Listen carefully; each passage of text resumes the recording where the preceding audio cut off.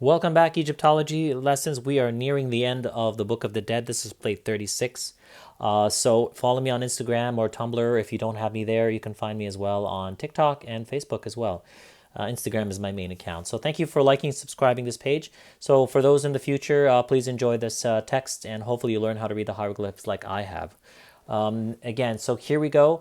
We'll describe this particular plate, which is beautifully drawn and well written. One of the most beautiful, well drawn and well written papyrus plates in the Book of the Dead of Ani. So, what we have is Ani and Tutu depicted presenting an elaborate offering for right over here. So here we have Ani and Tutu, and now they are the same size. We usually would have Tutu, a much smaller, who has a cone shape upon her head on her beautiful wig, and with a lotus flower of rebirth, rejuvenation, as well as the lily as well, with the sistrum as well, which makes her a songstress, and as well you have Ani, who is dressed wonderfully as well in a wonderful regalia. So let's continue here. So now the offering is pretty much the same as plate 1, 2, 30, and 34. They have this type of work. And giving praise before a hawk-headed mummification form of the god who stands facing them in the coffin-like shrine, similar to that appearing on plates 4, 8, and 19, and 30. So right over here.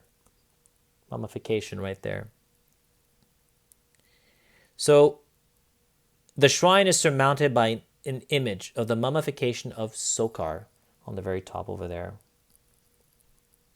And a frieze of 𝑓 wearing sun discs, so right up here, so you can see the sun discs that go right next to him for protection. And Sokar is one of the old kingdom gods, a god from as far back as the 4th dynasty.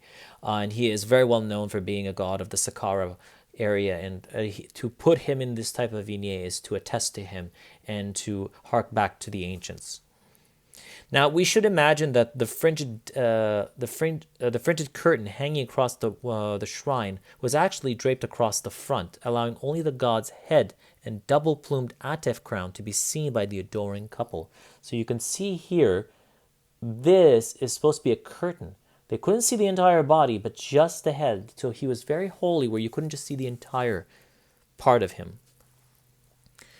Now, in his hand, the god clutches a wasp scepter, along with 2 usual attributes of the Osiris in the Egyptian kings, the flagellum and the shepherd's crook as well, which you could see on plate 30. So you could see here the flagellum, the wasp scepter, and the shepherd's crook.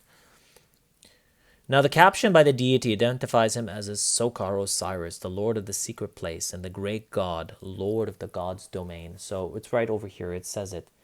Sokar, Sokar, Osiris, Lord of the secret place. And then it continues up here. The great God, Lord of the God's domain, or the necropolis. The accompanying text in the canonical direction, like most hymns on the papyrus, which is now moving in the proper direction from right to left, and the hieroglyphs are facing as well to the right. So we're reading them from the right to left, as opposed to the retrograde that we were doing before. In chapter 185, which like chapter 15, is a designation given not to the fixed chapter, but rather to a collection of similar hymns. In this case, chapter 185 designates Osiris hymns found in the end scenes of the Book of the Dead. Although the hymn here is addressed to Osiris, the god in the shrine, is really his syncretized form, Sokar Osiris, so a combination of the two.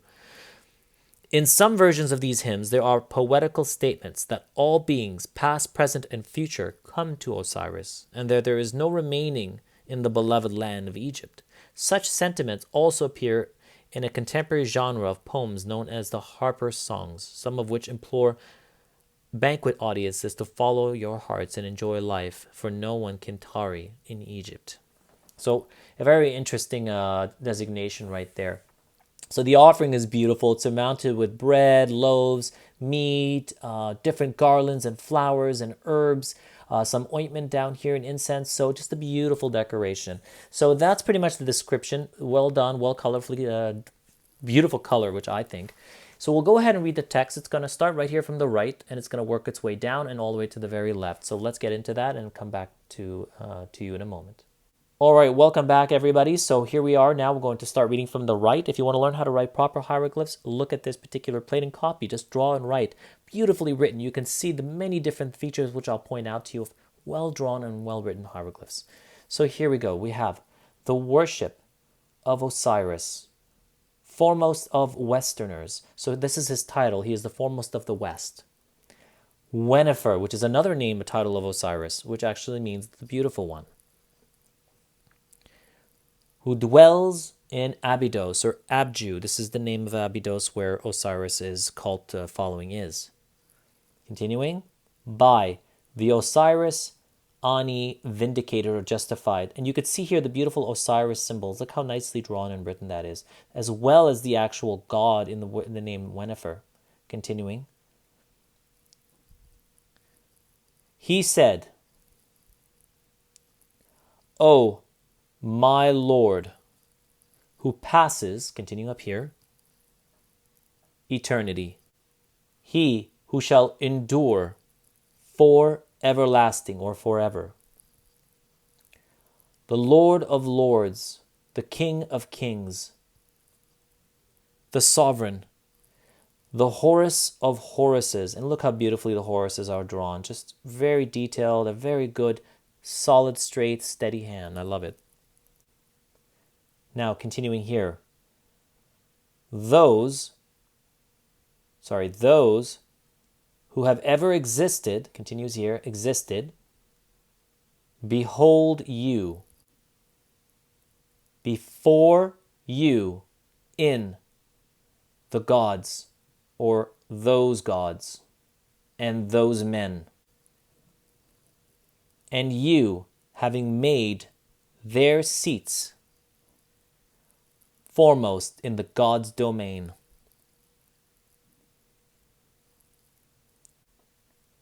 Continuing up here, and for those who have been assembled, may you supplicate or pray, continues up here, pray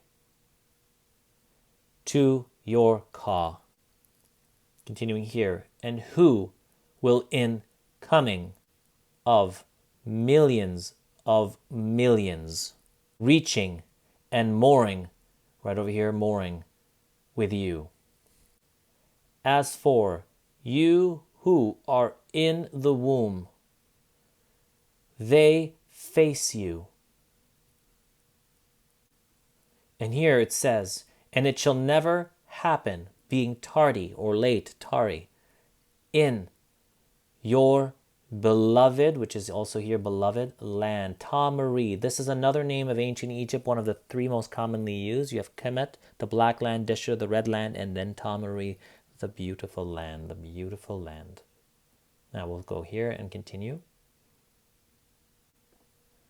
And that you may cause they to come to you, the great, this is together, the great ones, likewise the small ones.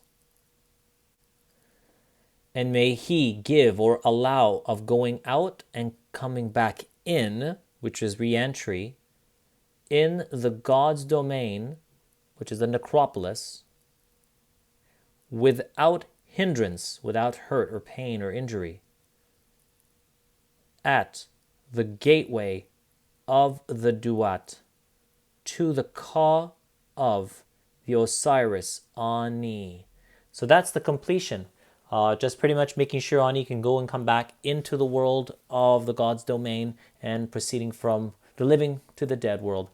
So that's the completion of plate 36. Please stay tuned to the final plate. Once again, this is a beautifully well-drawn and well-written hieroglyphs for this particular plate. So I suggest you really have a look at it and maybe do some drawing and copying and learning a little bit about it.